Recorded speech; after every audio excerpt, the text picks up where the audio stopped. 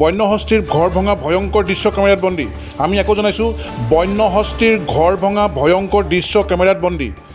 হাতী মানুহৰ সংঘাত এতিয়া তুংগত উঠিছে।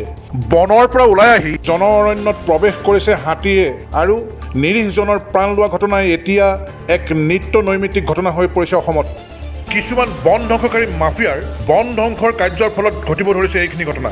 গোলাঘাটৰ মৰঙী মৌজাৰ ঢোলাগুৰি চাহ বাগিচাত দুটি অতি দৰিদ্ৰ শ্ৰমিক পৰিয়ালৰ ঘৰ এটা বন্যহস্তীয়ে শনিবাৰে পুৱতি নিশা প্ৰায় 3মান বজাতে ভাঙি চুৰমাৰ কৰি ঘৰটোৰ ভিতৰত থকা খাদ্য বস্তু খাই আঁতৰি যায়। হাতী অহা গম পাই পৰিয়ালৰ লোকসকলে যেনে তেনে প্ৰাণ লৈ আঁতৰি যায় ঘৰটোৰ পৰা।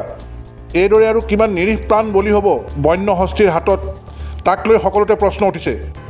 মানুহৰ জীৱনৰ মূল্য বন্য জন্তুতকৈ নিম্ন হৈ পৰিছে কিছুমান বন ধ্বংসকাৰীৰ দুষ্কৃতিৰ অত্যাচাৰত।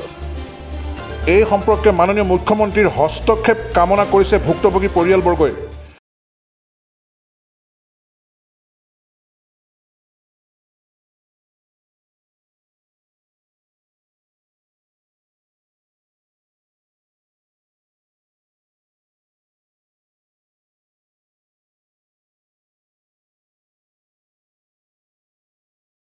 হাতী আহিলে, হাতী আহি ঘৰখন ভাঙিলে।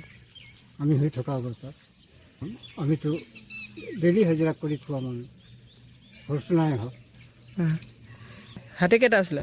এটা কেইখন ঘৰ ভাঙিলে? দুটা ঘৰ ভাঙিলে। কোন জেগা? দুটা ঘৰ ভাঙি আমি আলাগুলা কৰিলোঁ, তেতিয়া গুচি গ'ল। এইটো Jalaguri. News desk report, E24 live breaking.